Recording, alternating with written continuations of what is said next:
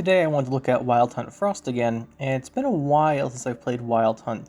I don't actually think I made a Wild Hunt Frost deck since maybe when the White Frost leader ability was changed, so I thought it would be a good time to do that now, as it's one of the things I don't think will be getting many cards or support in the upcoming patch, so making a deck list about it now won't get kind of destroyed like I was with the hand buff deck.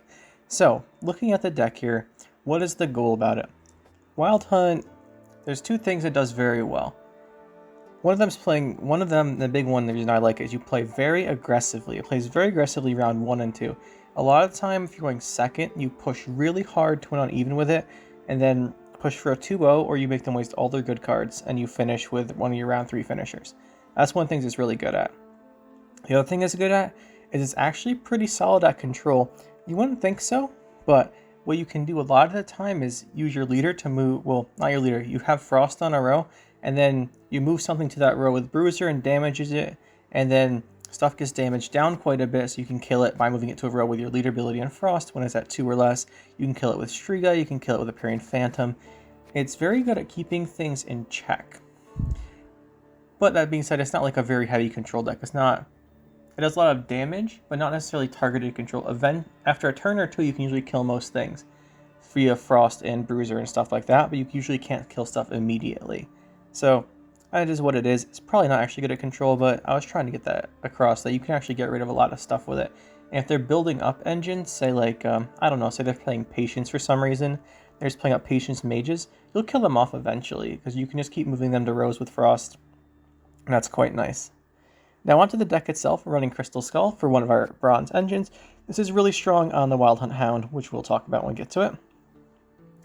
And for our top end cards, we have Oberon King. Obviously it's Wild Hunt, you want to evolve him to the 3rd tier. We of course are playing Devotion because we want Winter Queen.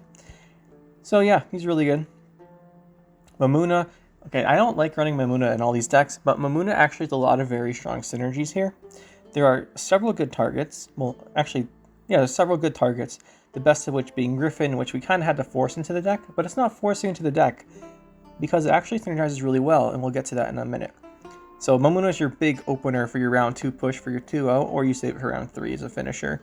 You have to be careful though, because against Nilfgaard, they will bring back your bronzes, so they brick it. And if your stuff starts to get banished by a Xavier, you just have to kind of play Mamuna right away so he doesn't get bricked. Then we have Aridin. Aridin makes all your Frost do more damage, spawns Frost himself, plays for 7 now. He puts the Frost out and then he boosts himself by 1, so he plays at 7, and then they take 3 if you have Dominance or 2. Very strong, and I really like Aridin. Also, I pointed this out before, but Aridin is one of my favorite artworks in the game, and I'm not sure why I'm running the non-premium version in the deck. We will correct that. We have Naglfar. Naglfar looks through your deck and takes out the bronze cards or the gold cards you're looking for. So, looks through your deck, takes out some golds. It's also a Wild Hunt card for the Gales, so this finds you your gold cards, and then also stacks one at the top of your deck for the next round. That effect's really strong with what I talked about with the strategy here, is we're going to be pushing very aggressively round 1 and 2, so this sets up a gold card on top of our deck for round 2. That's nice as well, nice benefit. And the reason why Griffin's not bad in the deck, and is actually pretty good, is because we're running Emerlith. Now Emerlith got a 2-point buff again. Well, the first time he got a 1-point buff, now he got another 2-point buff. I guess, yeah, we'll call it 2 points. One was a provision and one was a power. I think he's really strong now, and we're going to be running him along with Emerlith's Wrath, our next card down here for removal. And yeah, if you discard Griffin with him, he plays for 12. That is not a small amount, and it also sets up your Mamuna, so you need her round 1, you can do that as well. This is really what we're going to go for here, and if you don't have Mamuna, you can just discard your Unel Conqueror, and he still plays for 10, that's still also very good. So I think Emerlith's actually pretty good now. Emerlith's Wrath, I mentioned Ardgaith here. Normally I run double Red Riders over Ardgaith, but since we're playing around with this deck here, I wanted to try out Ardgaith this time. So I cut the Red Riders, put in Ardgaith, and made a couple changes elsewhere. We're giving Ardgaith a try. The Echo, again, is very strong for our strategy of round 1 and 2.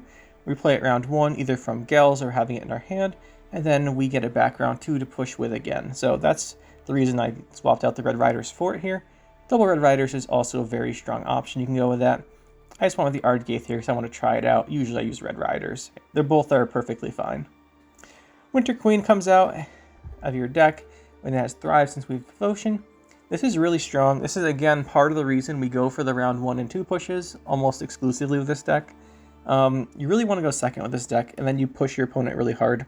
If you go first, you can set up engines and stuff, so it's not the end of the world, but they can avoid losing on even. But Winter Queen's really strong. If your opponent looks like they're not contesting your round 1, you could hold off on your Ardgaith or Frosting both rows from something else, and just pull your Winter Queen for your round 2 to attempt your 2-0 and make that a little easier. That's always a solid option as well. Gels plays our Wild Hunt cards. We have 3 Ardgaith, Emulous Wrath, and Naglfar. Make sure you don't have all of them in your hand. Sometimes, since there's only 3 and one of them is Naglfar might play out something, and then you realize that Gels has no targets in your deck. So keep that in mind. You want to make sure you have a target in your deck for the Gels. With the Adastria, there's 7 prisons left in the deck once I was done making it, and I threw her in because we're always going to have dominance, basically, from having the frost damage down the opponent's units, and it's our only immediate removal to something like an Elven Seer without using a leader charge, and, well, potentially more than 1 leader charge and a Bruiser, or leader charge and a Empyrean Phantom Order, which you don't really want to be doing that much. So I threw her in here. Good for the 4 damage removal. Empyrean Phantom, it's a really strong card. It boosts itself by 1, so they need 6 damage to answer. If they don't answer, it gets a point a turn, and then you have the access to the 3 damage. One of the few ways we have of immediately answering something.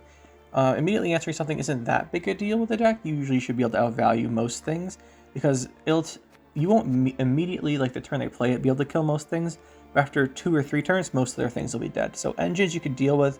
It's stuff with dangerous orders like Damien or Stefan or say Foltest. They keep boosting. That kind of stuff's kind of difficult to get rid of. But most engine-based card you can deal with pretty well. The Griffins we talked about, they're for Emerlith and Mamuna. You don't ever really want to play them just because there's no free target to kill, like Arachis Swarm makes a drone. We don't have a Death Wish card to trigger with this, so they're basically really bad most of the time. So you almost always want to be using these just with Emerlith and the Mamuna. Bruiser's actually really good on its own. If you have Frost out, it plays for 9, because it's a 5, does 2 damage with the move, and then if you put it in the row opposite the Frost, which obviously you're going to, it gets boosted by 1 to 6, or 8, not 9, sorry about that. But yeah, it plays for 8, really strong. The movement's useful a lot of the times, just because the opponent will stop playing stuff in rows with your Frost, especially with Ardgaith, because it lasts for 3 turns. Say they only have 2 points in that row and you Ardgaith it, and that row gets killed, your next 2 turns of Frost will be wasted, unless you push it into the row with Wild Hunt and Bruiser, which you're going to do. The 2 Riders for Thinning, they play for 9, quite nice. If you're feeling lucky, you can always... if you're not feeling lucky, if you haven't played them round 3, I like to keep them in the deck because Oberon King has the option to create a Rider, and the Thinning's not going to help you that much round 3, so putting them both in the deck round 3 if you didn't draw them earlier for some reason, and going for Oberon King into them is a huge swing, and usually what I try and go for. If you just like draw 1 round 3, otherwise it's only 8 or 9 points, and you might want to have a different card instead. The Crew's really good now. Crew used to be, I'm sure everyone knows this, Crew used to be awful, but now that it has the 1 armor, well, basically now that it has the armor, now that it has the White Frost ability here, and it's much better now. So it actually is one of the stronger cards in the deck, especially for the bronzes. It plays for 3, because at the end of the turn it boosts by 1, it gets 1 on the deploy because it puts the Frost out first, and then does 2 damage, so it's 5 the turn you play it, and then it's a point every other turn, and you get the Frost again, so good synergy there. It helps set up the Frost synergies if you don't want to throw out your Ardgaith yet, so that's nice. And you have the 2 Unal Conquerors. Again, they're just solid point plays. They play for 7, play for 8 if you've got Frost. 8 if you've got Frost, that's really strong for 4 provision card. And they're the other target for our Mamuna and Eridan if you need to. And then we have the Wild Hunt Hounds for the 4 provision bronzes. This is what you throw your Crystal Skull on. And then I skipped over Ancient Foglet earlier. You probably noticed that. I just want to talk about Ancient Foglet a bit more in detail because there's several different... He's really strong, but you kind of have to time him with your Frosts, because your Frosts, you want to get value from Ancient Foglet early before they go away. Usually you want to play him at least at 6, so Leader into Foglet's not bad. Ardgaith and then Foglet's not bad. I usually go for that one, but Leader into Foglet keeps him out of most removal range. But remember, you don't want him going too tall, and he's actually really good, but the thing with him is you want to make balance getting the points from Frosting with Foglet, or playing him while your Frost is out, along with the getting the points on your Wild Hunt cards from the Rust. Sorry, I just laughed there. This cat is kind of attacking the Windows Rain. What a genius. Anyway, so that's the deck. Sorry about the cat reference, but she's being rather funny. We'll take a look at some of the games here then and see if we can't win a few here. Alright, let's get into a first game here and see what we run up against. Looks like it's going to be a White Frost mirror match. This is so weird. I haven't played a White Frost opponent in I don't know how long, and our first game here is going to be a mirror match. That being said, there are a couple different versions of White Frost, which I think I'll mention here. There's the version that runs Caranthir Koshé. Not as big a fan of that one. I think you just want to keep Caranthir Koshé to Force of Nature. But it is a solid option for a short round 3 or 2 if you want to run that, you can. There's also the versions with Goliath and Ygritte and Pugo Broombreaker, for example, trying to capitalize more on the Emerlith and using Azrael as a finisher. That's an option too. I've done that before, but this time I think we're going to go with the Mamuna version, just for a stronger, big 20-point play right off with the Griffin. And then the Griffin works pretty well with Emerlith.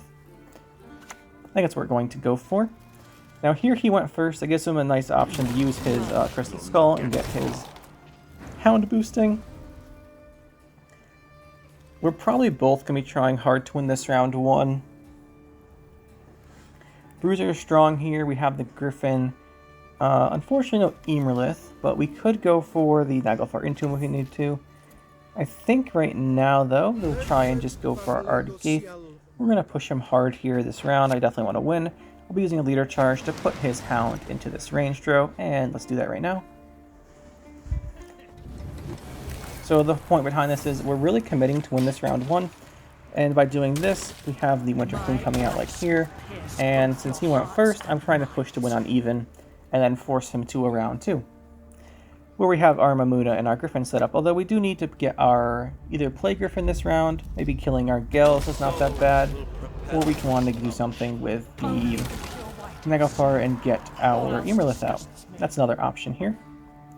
Sorry if there's any thunder, lightning sounds. I guess lightning wouldn't be a sound. Any thunder sounds. It's a bunch of storms here. Not much you can do about that. And we have the Wild Hunt Hound. That'll be pretty nice here. Well, we don't have the Hound. We're damaging his Hound with our Bruiser. And again, these Frost is just going to keep ticking. We want to keep up on him in points, so we win on even. We have committed a leader charge, and he hasn't. I predict he will soon overplay his own Ardgaith to try and get stuff going. Right now he has 4 engines, and we only have 2, so he's a little up in that regard. We're probably going to lose our 1 here. Yeah, there it is. Not great, but not much to do about it here. Now, he's going to take 3 damage from Frost here, and gain 1 from his Hound, so that's 4 points. Or minus 2 points overall, so I need 9 here. So how are we going to get 9? We could go for... we don't have a Ancient Foglet in our hand. That would be ideal. How many golds are in our deck? I think we want to go for this. There's 3 golds in our deck. We did not get the one we wanted, which was Emerlith, but this one's not bad because we can remove one of his engines. This one's more persistent, and again, we'll stay up here. So yeah, the 3 golds left in our deck were those 2 there, and then Emerlith. Pretty good chance we get Emerlith, but we didn't. No, Emerlith's Wrath is on top of our deck. That's okay. It's nice to have that set up. It's not going to be super strong in this matchup, I don't think, unless he's also playing Emerlith. He might not be playing Emerlith. Some people don't, even though I think he's pretty good now. Some people just don't like being forced to do their stuff in their deck. This is going to be his Ardgaith, almost certainly at this point. I don't think it's to be anything else. Yeah, there it is. Well, I mean, it could be Red Riders, but you know what I mean, one of the Frost cards. So we have Aridin as an option here. The reason I haven't played Aridin yet is because I wanted to get him with some good value, like when the extra damage would kill something it wouldn't normally. That's when he's best. But now is not a bad time to drop him down. The melee row, no, I'll put in the range row. The reason we could go melee and then Bruiser to pull stuff into it, but I feel like it's more solid just to put it ranged for now. We can always leader to Frost the melee row if we want to as well. Don't really mind doing that. Again, when I play this deck, I play it very aggressively, so spending stuff early to get a card advantage, perfectly fine. If you want to play it differently, go ahead, but this just works pretty well for me with the deck.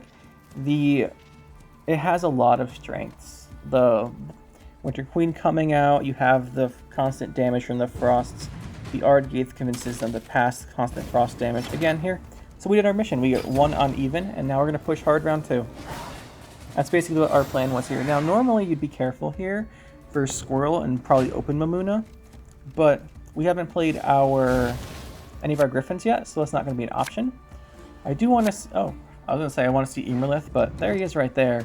And this hand looking really strong. Yeah, this hand's looking really strong. We're going to push for a 2-0 here. I don't think there's a single gold card left in our deck, so there's no point in really even doing that. Or continuing on, because our hand will never be better than it is right now. And his most likely isn't. We could open Emerlith here, but that sets us... We want to play Emerlith before his Emerlith, so we have the access to Emerlith's Wrath It if he's playing it. Otherwise, because the most value we're getting out of Emerlith's Wrath is hitting something really tall, obviously. But the only way we hit something really tall is if we either have Emerlith out and he has the Destroy effect, or if our unit's really tall and he has a tall one so we can damage it by its power. If we play Emerlith, if he plays Emerlith first, and you play Emerlith, then he can Emerlith's Wrath yours, and you lose like 11 points. If we play ours first, we can hit his. So that's assuming he's playing Emerlith's Wrath. Not everyone is. Some people like to play, some people don't even play Devotion, actually. Some people want to run the Heat Wave. I'm not a fan of that. That's not as common, though, I don't think. Although, it's kind of hard to say. I haven't seen that many Frost players in the past week or so, but they do exist. Also, you might notice here that we weren't running Parasite. Most people don't run Parasite in these Frost decks. Just because you're relying on the Frost and the movement for your control, so you don't tend to run the damage cards. There's an Onel Conqueror. Okay, so he's trying to play a little safe here. Like I said here, we want to Emerlith before him. The only reason we debated that last turn is because I wanted to set up, potentially, the 2 damage from our... or the 3 damage from our lady here, the Empyrean Phantom, if we needed it, and she also gets a point of engine value each turn. I didn't think he was going to open straight with Emerlith's Wrath, but now that we've committed it, he might. There's one thing you do have to be careful of with Emerlith, if you want to play Mamuna the same round as him, is that if you draw into the second Griffin when you play him, that's not great. It's a small chance, but you have to keep that in mind, so don't be super reliant on it. Yeah, like I said here, he's going to play his own Emerlith now in response. Oh, he's playing the Igrin Goliath Osrel version, I'm guessing. Again, with the Destroy effect here, so that's a 16-point Emerlith's Wrath. That's one of the biggest ones I've gotten with this deck, actually. Really nice. And now, like I said, if he's playing Emerlith's Wrath, it's only going to be worth 7. He doesn't have the Destroy effect. And the Frost will keep knocking his guys down, so it's never as good. That being said, he could just Osril right here or something to get it back. If he's running Emerlith's Wrath, I expect him to Osril here and then hit us with it next turn. Just because at this point, he probably knows we're playing the Mamuna version. Okay, so he's going to do that. So I'm guessing here that we'll be hit with the Emerlith's Wrath here. We'll just start frosting. If he doesn't play it right now, that's better for us, but he's probably going to take our Emerlith out here. Oh, he's just going for the Ardgaith instead. Okay, fair enough. That's making his Emerlith's Wrath worse. We could play... No, wait, we don't have Dominance anymore because of Osrel. So we're committing hard to this round. So here's what we're going to do. We're going to Bruiser this Osrel forward, knock him down to... No, let's go Mamuna first. We're going to knock this Osrel down here. But our Mamuna will go to 11. She'll take the 2 damage, and then we'll get Dominance back for the Wild Hunt Riders. And I definitely want to do this now. If he has Emerlith's Wrath, the Osrel's at 10 now, so he might kill our Emerlith with it. I'd rather he killed Mamuna, because if he hits Mamuna for 10, nah, it doesn't really matter. We're not going to have Dominance anyway without leadering, so we're going to leader next turn. Okay, so there's the Emerlith's Wrath. I'm not sure... I think he lost 2 points of Frost by waiting to do that. Let's go here. We could make a Bruiser, which would be nice. Okay, we did get a Bruiser. Yeah, we're holding the 1 Rider. We haven't played them yet, but we're holding the Rider so you get for the Rider off of him. Let's go Bruiser. We're going to move this to knock it down, get our Dominance back. And we'll put it back in the range draw again with our Leader ability. Like I said, this is a very hard 2-0 push attempt. Oh, what's that? Cool story, bro. That's for frosting a lot of times. I think it's 1250. I was looking at the titles earlier. I think that's for doing 1250 frosts. It's a lot, but I like the Frost deck. So what are you gonna say? He's definitely gonna move us to this row. He wants to get that Frost value, but now we have our dominance. Let's pull out these riders. Make sure you put them in the row where they get +1.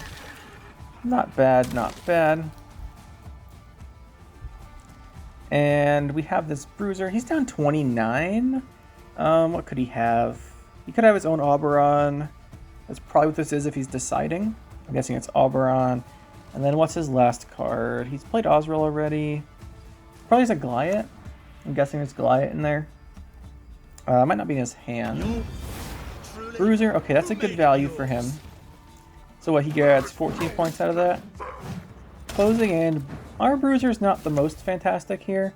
Just gonna be worth the 7 points, but we're up by 20. I'm a little curious what this card is, but I'm not sure we're gonna find out. I'm not sure we're gonna find out here. Oh, it's a rider. Okay, GG. Pretty good example. Yeah, so that last game was a perfect example of how I want to play the deck. Textbook. Push hard, win on even round 1 if you're going second, and then go for the 2-0. It has a lot of strengths for that. And you can be careful. If you don't have a good hand for it, you might not want to go for it, but that's really the strategy I try and use with this deck. So here we're going up against almost certainly Assimilate. I don't think there's any mill decks using this leader ability, but you know what? I'm always wrong when it comes to that. So we're just going to assume it's a mill deck, but secretly we know it's going to be Assimilate here. Dead Man's Tongue? Oh, Emissary, okay. I kind of expected Dead Man's Tongue, but we can get a high value. We're holding Emulith and Wrath. Yes, we are. We can get a high value Emulith Wrath this round. And again, we're going second, so we want to push for that win on even. It will be harder here, though. I think he's going to have higher tempo plays. That being said, do we open straight Emerlith? Now let's go here. Go with the Aperian Phantom. We gotta play a little slower. We want a little bit of engine build up. And then a Phantom plus leader kills a 5 strength unit. So if he's playing a... What's the thing that gives spying? We can get rid of that. What's in our deck here? We didn't get any of our Ancient Foglets last game. It's kind of unfortunate one to show them off. Oh well.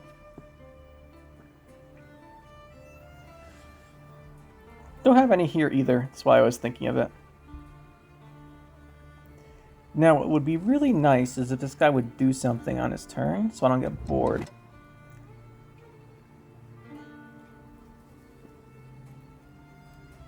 Because I'm getting a little bored waiting for him here. Let's go, bro. What you got? I'll also point out that if we didn't have Emerlith here, we could just use the Griffin on the Spine guy he gave us. Wouldn't be too bad. Okay, fair cart into what? Dead Man's Tongue? Yeah, Dead Man's Tongue. Makes sense. I don't know what took you so long to decide that, but...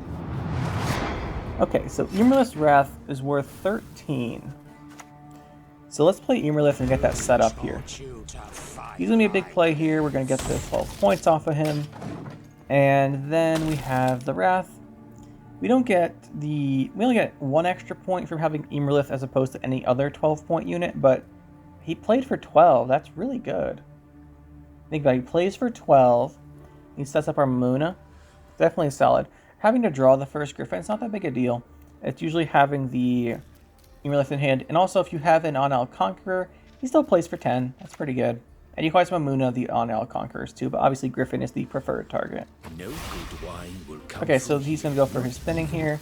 Okay, so it hit him, so I think we go Wrath here. Wrath still plays for 13 because Emerlith gives it the Destroy ability. By the way, I really miss when Emerlith was 7 and then set something to 7. That was a really cool ability. Although, to be fair, the dominance effect of it I really thought was stupid. For anyone who doesn't remember, Emerlith used to be a 7. I think he was at 12 provisions. I think he had 12 provisions. He was 7. You set a unit's power to 7, and if you had dominance, you could set an opponent's unit to 7 instead. Obviously, and I never liked the dominance part because if I want to set my opponent's unit to 7, it's because it's really big, and if it's really big, I'm not going to have dominance. But he got changed, reworked, and he is what he is now. And I actually think it's pretty strong. Okay, our hand's so many gold cards, we kind of just want to throw. We just kind of have to throw this out. We could go for Arctic Eighth but I don't want to go for Artgaith here. I want to keep that for round 2 and maybe 3 if we get there. Since we're going to, we didn't quite get the win on even. Like I said, it'd be harder to do here. His Faircart played for 13, and then he had the, Faircart with Dead Man's Tongue played for 13. And then he had the 11 point from Blightmaker, so it's kind of hard to keep up. But we still won, and that's the important thing here. Now, I want that Griffin in my deck. Mamuna's good. Gels. We have Artgaith in our hand, and we have Naglfar in our hand, and we've played the Emerless Wrath already. So we have no targets in our deck for Gales. And that's not good. The other thing is we have no gold cards in our deck, so Naglfar's dead here. So right here, Gales plays Naglfar for nothing. Keep that in mind. Gales is basically dead here. Means I think we're going to round 3. Doesn't mean we can't bleed him out though, instead of going for all in 2-0. If we had another redraw there, other than if we had another redraw there, we would have put back. So we had to put back the Griffin to make Mamuna work. Then we had to put back the Naglfar because it was dead, and then if we had another one, we'd put back another gold card for Gales to access off the Naglfar, but we didn't have that many redraws. I think getting Mamuna set up is more important. Okay, he's gonna brick our Mamuna. Yeah, I wanted to play Mamuna next turn. I just wanted to get the stuff going. Guess we got a little too greedy. We should have waited another turn. Let's move here.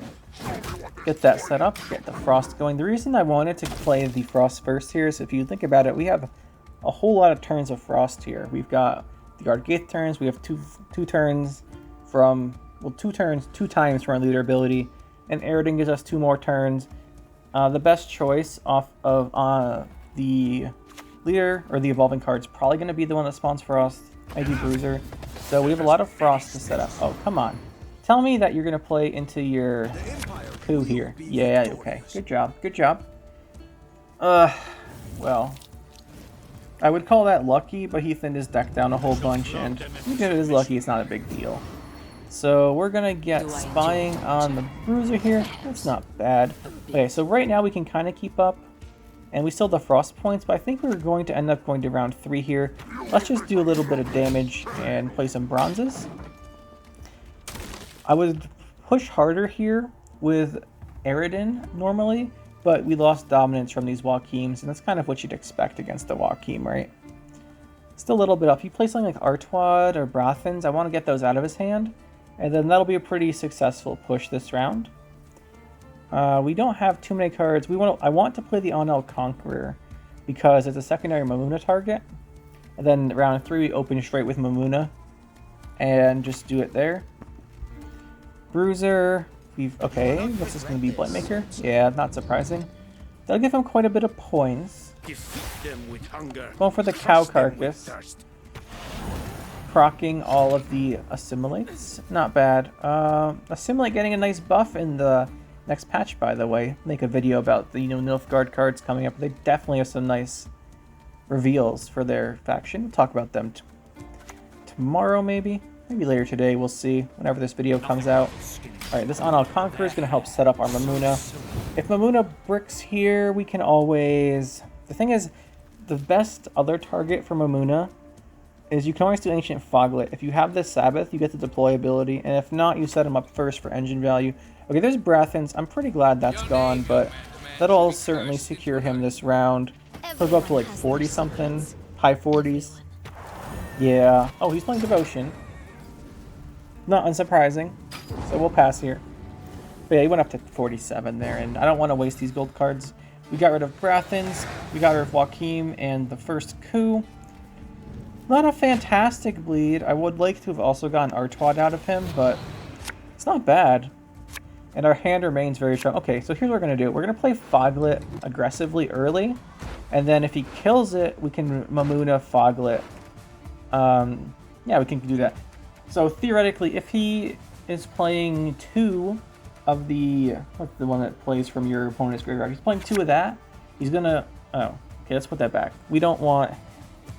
we can go for the Hound instead, though. Yeah, let's go for this. We'll go Mamuna for the Hound or the Foglet if he kills the Foglet. Yeah, I'm thinking External Remedy. Kind of saw that one coming. But what I was trying to say here is if he is playing 2 of those, he's going to... And he's almost certainly playing 2 of them. Yeah, he's almost certainly playing 2 of them because of just how these decks usually work. I expected him to take this. Now, we could have put back the Onel Conqueror, but you have to keep in mind, I don't want to put back cards, just because if you remember from what I said earlier, Gil's had only one target in Naglfar in our entire deck, and there's no gold in our deck, so we put Mamuna back. If we draw into that Naglfar for our last redraw, normally I would have put the Onel Conqueror back, just so we don't, just so we have for the guaranteed option for Mamuna. Because even if he didn't play this and we had the Onel Conqueror in our hand, Mamuna wouldn't pull out of our deck.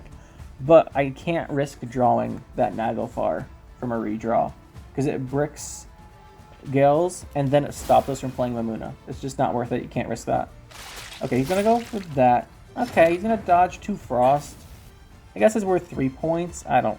Plus whatever we would have gotten there.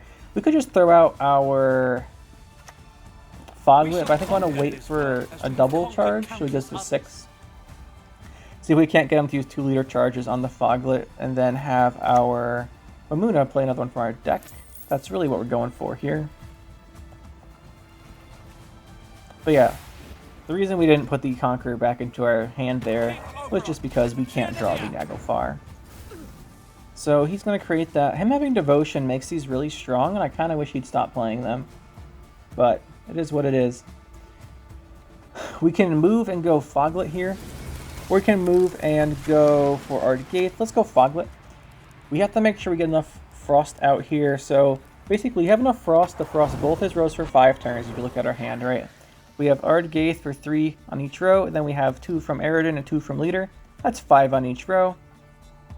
We use this here because we need to start setting this Frost up. And then Aridin will start coming in here for his +1 damage.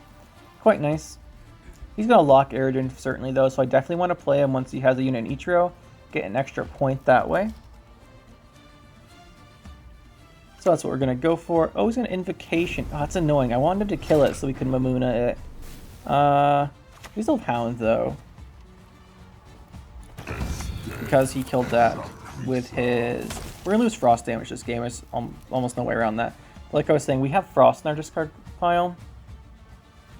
Since he got it with the Predatory Dive he created. Okay, we're gonna get, he's gonna Artwad our Aridin. We could Purify Aridin, but I want to go Ardgaith here. Do I? I do. No, I don't. I want to go here. Let's Purify Aridin. Yeah, we got the Purify. Crew's a good card, but I think would have preferred it earlier.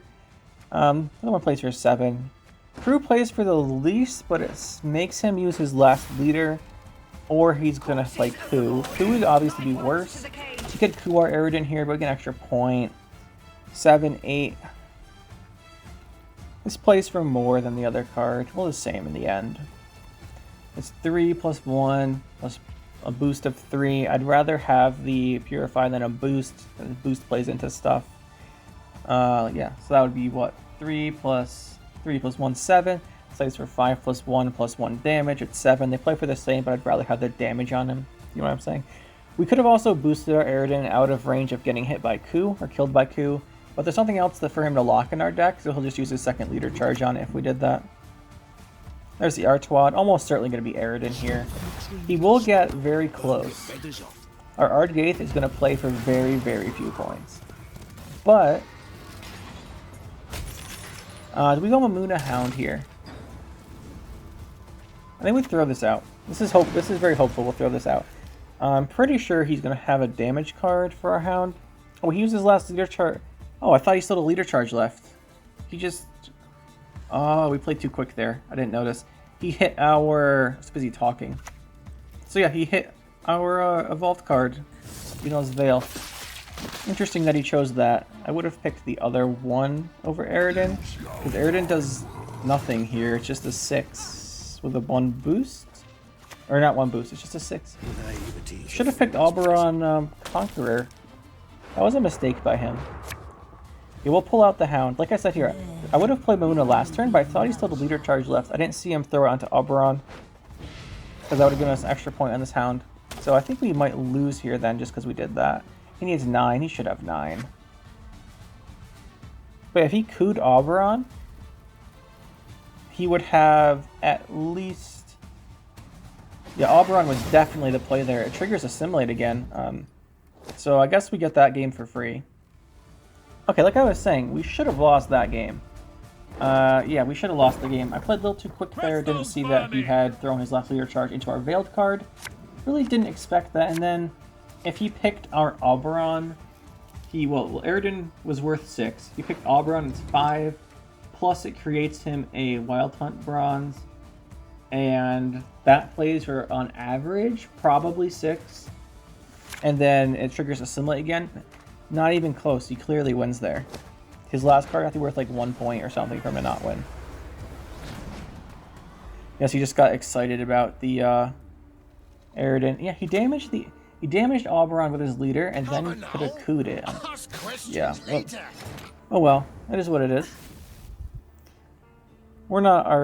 We ourselves are not unknown to mistakes, but no one's perfect. Don't blame him too much. Just a little confused because it really looked like he was going for it when he damaged the Oberon, but I guess not.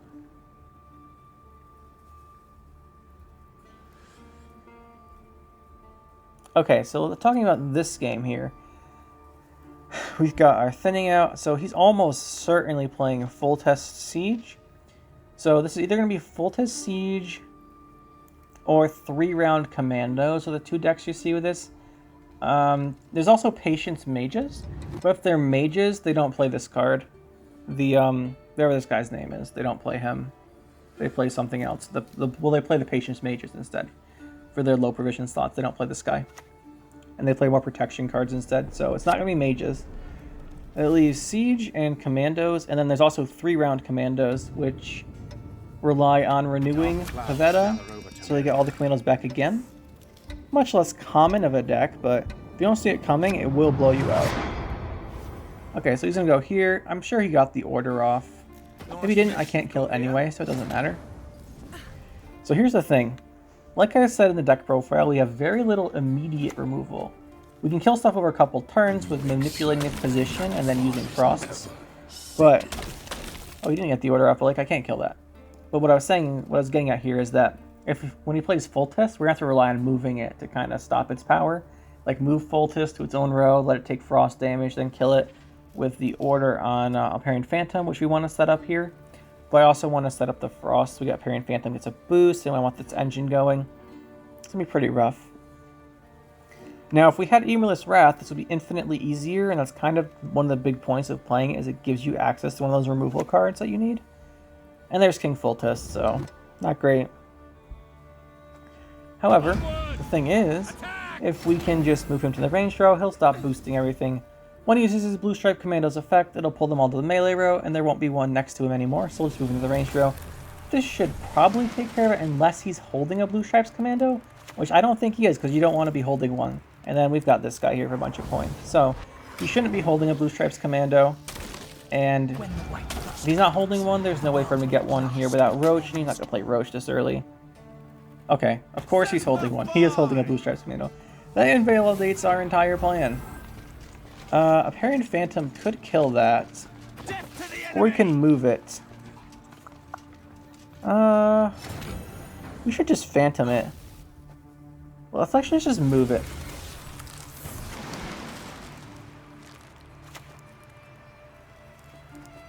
And let's go for Phantom. I did not mean to click that so quick. We were supposed to use this order here. Alright, well, here you go. The opponent made a mistake last game, and I clicked too fast here. I thought I already did the order, and I talked about it, but sometimes I talk about stuff and don't realize I didn't do it. Okay, so that's obviously not great. Should have killed him. And then he's going to pull one out of his deck with his order, although he doesn't have any in his deck. So. Salutations. Okay, that is one way to get one into the deck. One way. So now we're kind of in a spot we don't want to be in. He's the only one in his deck now, so they all have their orders again. So in case you don't play Blue Stripes there, what he did is the Foltest puts a copy of the first thing boosted into your deck, the first bronze. It doesn't have to be by him. If you boost something else, Foltest will put that into your deck. So let's get some frost here. I want my Winter Queen's already out, and we just want to spread this damage out and start getting some stuff going. Even with him full testing here, it's not the end of the world. We can win, we just cannot beat a 3-round Blue Stripes deck. We can still beat a 2-round Blue Stripes deck, but if it's 3 rounds, we can't win because the 3rd one is just too much value. So with that in mind, we have to go 2-0 here, just in case he's playing that. If he's playing the Siege version, I think we're fine, but if he's playing 3-round with the Renew Pavetta, no, we're not fine. So we're going to go hard here. Emulous Wrath. So this would have been lovely to draw earlier, but I didn't want to throw down Emulith yet. Now we do, though. You don't want to throw down Emulith super early. Again, not killing the Foltest there, really hurting us. And now we can't even Emulous Wrath Foltest now, just because of the Defender. So here, oh, we can also pass here. Right, if we pass here, we go to a draw, so round 2 up a card. This is perfect. This is exactly what we want to go for. I think, yeah, he's going to go for the draw, naturally. So that kind of tells me it's Siege. Well, not necessarily Siege. Doesn't really tell me much, just because the reason we went for that draw there is it guarantees we go up a card round 2 on a draw. So he has to win this round. Otherwise, he has to play a card and we go up a card round 3 or round 2. Yeah, so it's really good either way. Up a card, we can certainly beat his 3-round deck with Renew. It'll be rough, but we can still beat it. What do we have for Mamuna here? We have the Griffin. Let's just throw Mamuna out. We don't want to risk anything getting banished. There's no reason to avoid doing this.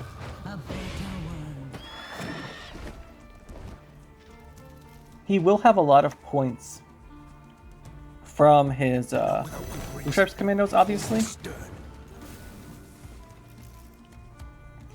So we can go Naglfar here, into Gales, into our Argaeth. They're the only gold cards in our deck, I believe.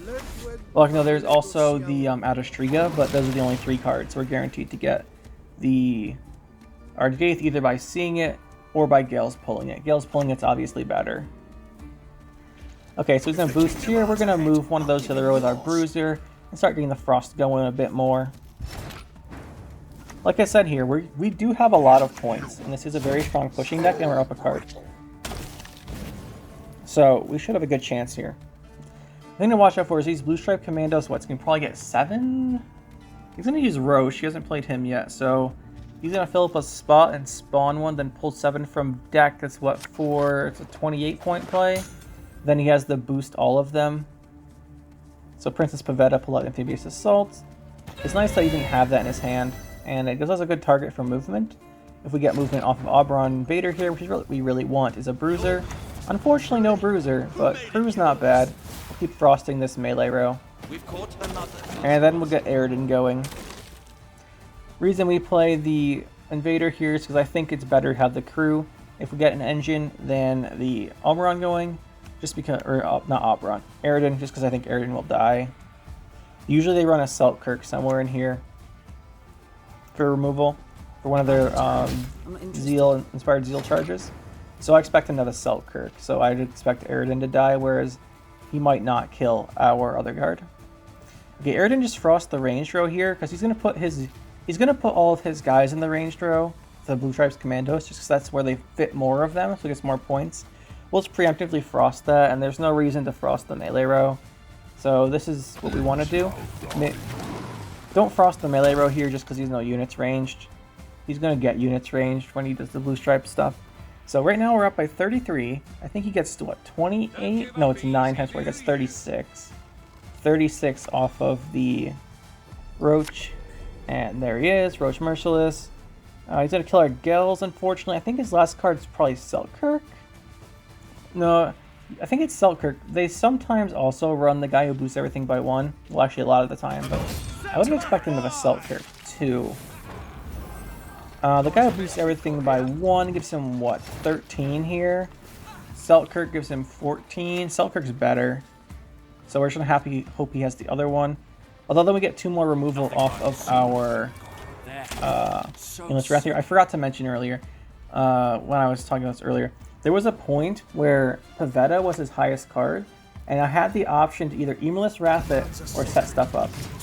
And if we Emulous Wrathed it, it would stop taking frost damage and get us more points.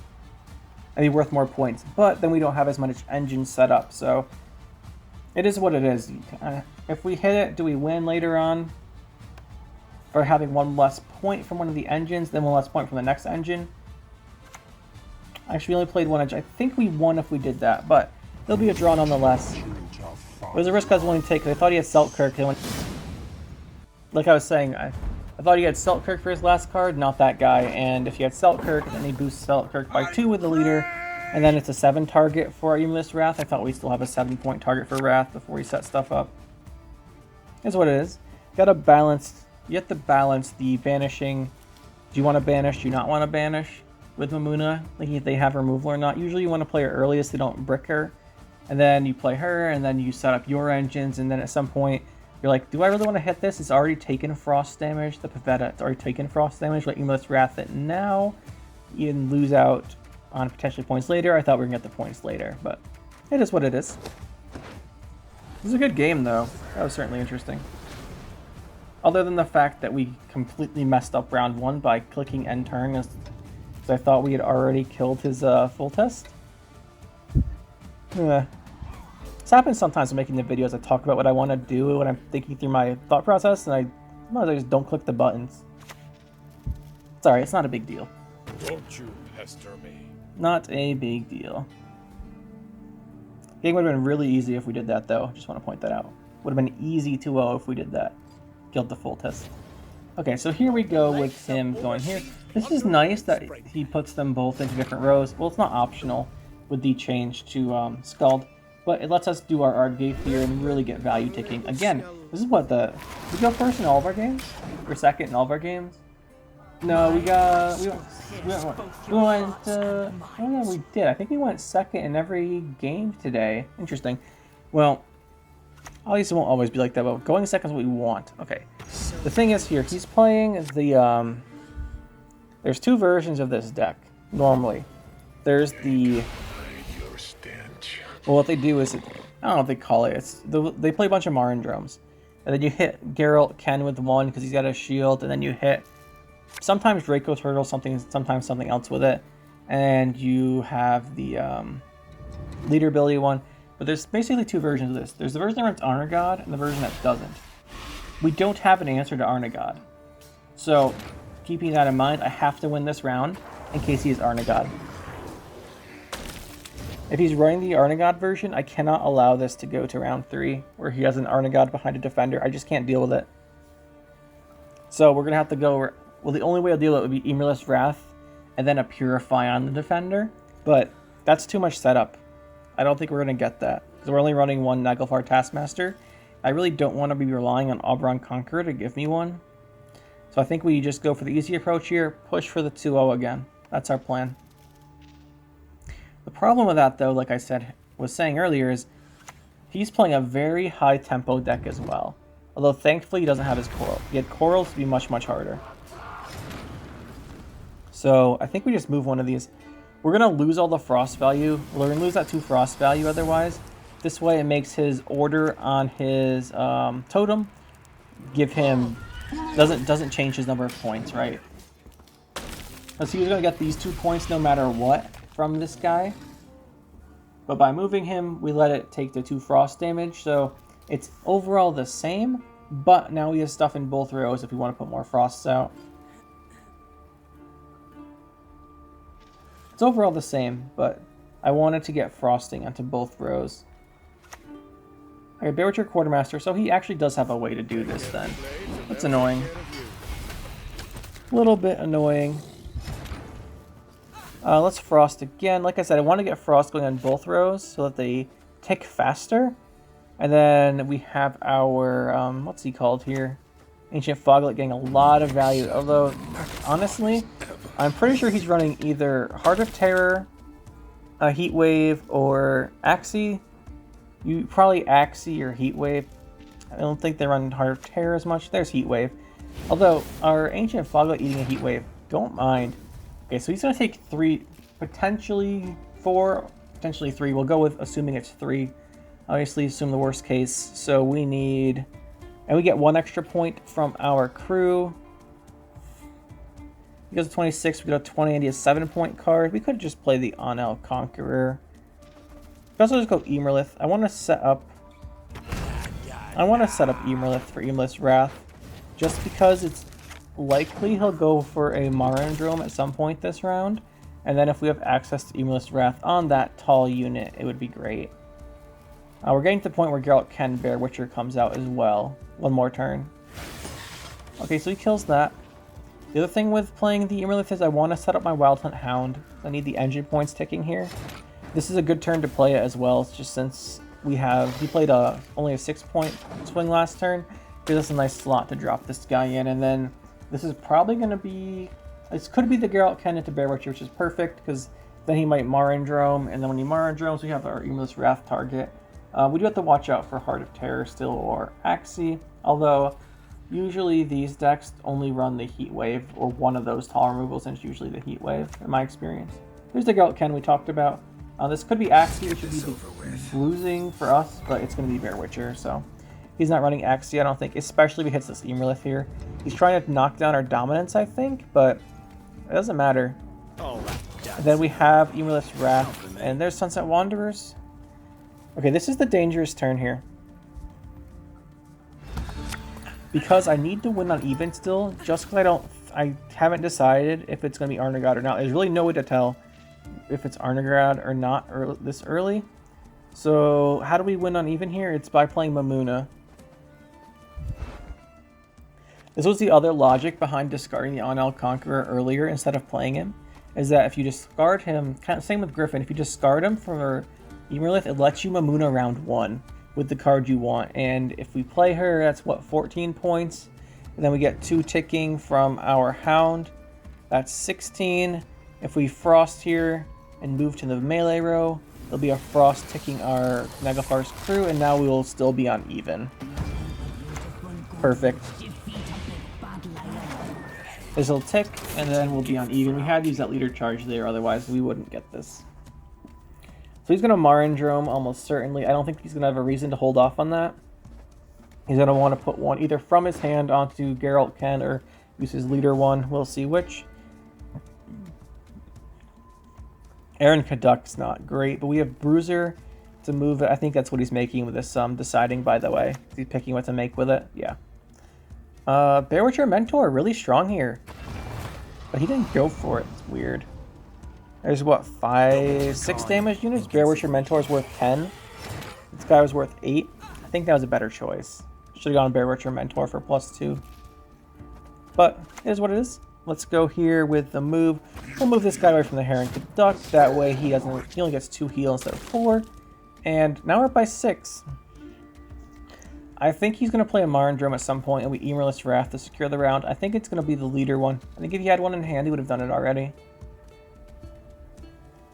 And we always have the Ad Ashtriga for 4 damage.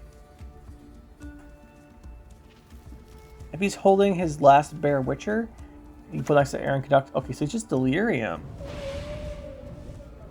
Interesting. So he's going to Marindrome here then, right? No, he doesn't have to. But I think he will. Yeah, he will. He's trying to force us out. And this is a 9. Then it heals again. We go Striga or Wrath. Wrath is 11. And then we get +2 on our Hound. So that's 13 points. That puts us at a tie. Draw the round, then we can play Striga to win it. We don't want to be drawing here and then just have him drop Arnagad Defender on us. What's left in our deck? We still have Naglfar, Eredin, Oberon. Yeah, Emerlith's Wrath here. Let's go for this. We won't accept the draw in this case, if he offers it. I think he will keep playing, though. Okay, he's going to offer the draw. And we're... Yeah, let's take it. The reason we're taking this, by the way, is I don't think it's Arnagad. I think if it was Arnagad, he would have played him this round. I didn't decide this earlier, but the longer we go into this, I think he's not running Arnagad. I think it might be like a Gednith version, a Draco Turtle version. I think it's not Arnagad. And the other thing is, going for these draws, is that, yes, we drew into a bunch of gold cards here. Getting Eredin and Appearing Phantom was really nice, but I knew we were getting Ardgaith back. And Ardgaith sets up boosts on our other cards, all of the Wild Hunt cards. So we know we're getting that back, and then we still had Adestriga, which is very solid. So Phantom here. Let's see what he has. If he throws on Arnigot, I'm gonna be so sad. But we can just throw out Fra. We'll throw Ardgaith next turn anyway. And then if he has Arnigot, we'll damage him down. Arnigot is usually not a big a threat or a big deal, but we just don't have an immediate answer to him in our deck. But I don't think he's running it. I was debating it for a long time last round. Oh, Coral might be dangerous. Actually, if he discards anything, it goes melee and makes Ardgaith better, so that's not that bad. Okay. Well, obviously prefer if he didn't get the points at all, but it's not going to matter because we're going to kill it with Ardgaith. And then we have, we're going to lose out on one turn of Frost here. Oh, Darren, don't do Morkvarg. Okay, I think he already did No, I think he already did Morkvarg. Never mind. So, Darren there, get that. That'll come back. He's definitely holding an Alchemy. Well, we basically know he's holding an Alchemy then. Pretty sure he's holding Alchemy anyway. He still has, what, Marindrome probably. He's playing a Scorpion Decoction. What else is it? He's playing... Actually, he played Bear Witcher Quartermaster. Okay, this could be Trial of the Grasses. Can I kill this Bear Witcher Adept? No. Alright, well, I'm expecting this to be Trial of the Grasses. But I think we still win. I don't know what else it would be. If it's Marindrome, he loses because he kills his guy before it boosts. Okay, Trial of the Grasses. Yeah. Close. Very close. But GG. And that'll do it for these games today. 3 wins and a draw. Alright, here we are again. So what do I think? What would I change? Honestly, there's not that many changes to make a lot of the time in these devotion decks. Because a lot of the things you could swap around are usually like neutral tech cards.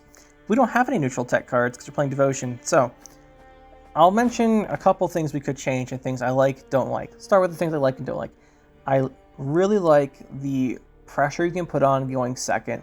It's really strong going second. Pressure them to win on even. You have a lot of options to do that. Throwing out the leader charges isn't a bad way to do it. Definitely feel free to do that. I like to throw them out pretty early with this deck. And then you go for the push with round 2. You get your Ardgaith back. Your Winter Queen, if you didn't use her, is a really strong tool there. And you go for either a bleed round 2 on even and waste a whole bunch of cards, or you go for the 2-0. And it's really good at that. I do enjoy that. The thing I don't like is, there's actually not much I don't like. The only thing is that Mamuna can brick a lot, just because you're only running the... Well, you're not only running. You have Griffin as your main target, and then Anal Conquer is pretty good. And the other ones aren't bad. There's plenty of bronzes you can use, and she's... If you think about Mamuna, the thing that makes her kind of crazy is if you just use her on a random 5-point card, she still plays for 12. That's not bad. But always keep in mind the Ancient Foglet option. If you have Sabbath, just pull the Ancient Foglet, get his deploy off. It's pretty nice. But the only thing I don't really like about the deck is everything gets boosted, so you get kind of vulnerable to Geralt Yrden. This is everything's getting boosted from your leader charge, and then obviously they can always reset Emerlith, but that's not too big a deal. Usually doesn't come up. People don't play Yrden all that much. Mamuna and Emerlith both being pretty vulnerable, and you do go tall. So if people are playing a lot of tall punish, Emerlith and Mamuna gonna get hit by it. A little unfortunate, but it is what it is. It is what it is. But the thing is, you're also going to have engines from your Foglet. If they don't answer Foglet gets really tall. So you have a decent amount of engines in the deck. This is kind of like one of those mid-rangey decks, right? Where you have some damage and control from, in this case, the movement of White Frost and your Frost itself. You have some point slam options like the Mamuna, like the Emerlith. But you have a lot of flexibility to play the deck how you want to, and I quite like that. And it also has a decent number of engines. There's not a lot. You have Hound, you have Crew, you have Phantom, and you have Foglet. Foglet by far being the strongest, but they're all there, and they can do a good amount of work for you. So that's what I like about the deck, what I don't like about the deck. I like it overall. Now, talking about the card changes here, like I said, there's less options because it's Devotion. And obviously, if you look at Wild Hunt, the main thing here is that... yeah, we're basically playing every Wild Hunt card in the game. Oh, I mentioned at some point during one of the games we're playing one Taskmaster. That wasn't true. I took the Taskmaster out before making this video. We swapped her out to include an Imperial Phantom. I was running 1 Taskmaster and 1 Hound and 1 Foglet, I think. I took her out for the second Foglet because I wanted to run double Foglets because it's probably better. So yeah, talking about card options, I said that I think twice now. You're playing Devotion, so you can always throw an Unseen Elder. That's one option. I didn't throw Unseen Elder in. I went with the Mamuna approach. I think it's stronger, but I have played Unseen Elder in Frost before. It's alright. The thing is, it really... Well, it's better than alright. It's pretty good. He does a lot to help out with your damage. It really ramps up the damage, because they're taking damage from Frost, damage from Bleeding, but the thing is that it's kind of gets overkill with the Frost damage, so you don't really want to... He's kind of risky, because you might overkill it. And talking about... One of the big things here is that one of the things you can change is there's, like I said during... What was it, the first game? There's a couple versions of this. I'm running this version here with Mamuna and the Griffins. You can run a version also where you go more on Emerlith here. So you can cut out the Griffins, and then cut out the Mamuna, and then you go for either something like Azrael, Goliath, and Ygritte. You fit them in here somewhere. Once Mamuna and Griffins is 21, and then you have Azrael, and yeah, you fit them in here somewhere. You fiddle around with the deck a little bit, but you fit them into the deck, and then you have Tall Play. So you just go Goliath, Pugo Boombreaker as well, you can do instead. And you play, I don't think you play, yeah, Goliath's still pretty decent, but you play those and you discard them with Emerlith and use them for Azrael. Then Azrael's your big finisher as opposed to Mamuna, and your Emerlith's a bigger play than us with the Griffin. So if you have, I think the first opponent we did was playing this version where they have the Ygritte and then they just discard him. Emerlith's a 16, it's huge. Then you get the Azrael follow-up, really big. That's one option. I'm not that big of an option, not that big of a fan because Tall Punish is kind of popular, and to be fair, we play into it a little bit with Mamuna and Emerlith, but not as much as they do. And Yrden is so bad if you're playing that version. You're obviously going to put your the Azrael's going to be on a different row than Emerlith just because they're both row locked, opposite rows, and you wouldn't put them on the same row anyway. But resets are brutal if you're playing Azrael, and I didn't really want to have to deal with that, so that's why we're not doing it. That is one option though. The other option that people like to do is you can throw in the Caranthier and the Koshé. Not a bad choice either. The thing with that version is that I think if I'm going to run Caranthier Koshé, I'd rather just put them into a Force of Nature deck and make it more dedicated. They do give this deck a very strong option for round 3, but without the Force of Nature spawning, it's significantly weaker than it normally is, so don't really want to go for that. You can though, it's not that bad. It's pretty strong still. But yeah, those are the main things you can change. The bronzes, obviously you can swap these around if you want. If you want Andrega Larvas over Foglets, sure, but I would recommend Foglets to go quite well with the Weathers. Yeah, if you want to run the 2 Red Riders over Ardgaith, also, that's a good choice. It's really, I think it's really interchangeable between them, which one you run. The 2 Red Riders is nicer for Gills. Like in the one game we didn't have a target for Gills in our deck. So we had to put back Naglfar, then Naglfar was dead because there's no gold in our deck. The 2 Red Riders gives Gills another target, another Wild Hunt card, so that's nice for him. And it also gives you more flexibility round 1, so Ardgaith will always pull out your Winter Queen. You have the option for Red Riders to frost the row for 4 turns, and then you can save your Winter Queen more easily that way. That's more flexible from it, but I like the Ardgaith coming back with the Echo, just because this version is really focusing a lot on that 2-round push potential. And that's why I think I chose the Ardgaith for here. Also wanted to try it out because usually I do go with the Red Riders. So the rest of these cards are pretty subjective. You can change stuff around if you want. Can't talk for a second there. Specifically the Adastriga spot right here. I threw her in because I had 7 provisions left when I was done making the rest of the deck. So the 7 provision slot, very flexible. So the thing is though, what do you want to run here? Pugo Boombreaker. This is the one option that you could definitely include. So with this option, you're probably going to be playing Griffin at some point instead of discarding with Emerlith, and then you discard Pugo Boombreaker, but I think you don't want to be doing that just because you don't really want to be playing Griffin, but Pugo Boombreaker is an option if you want to slot him in for your Emerlith and then take out the Mamunas. And the Griffin stuff, he's a 7 provision card you can definitely include. Obviously then the provisions on the deck won't add up anymore, you don't have to fit exactly a 7 into the slot, but it is an option. And let's take a quick mention here. Where is it? There it is, Parasite. So if you want more removal, so that one game where we could have killed Foltest, but we didn't because reasons, you can throw in Parasite. Parasite's 6 damage.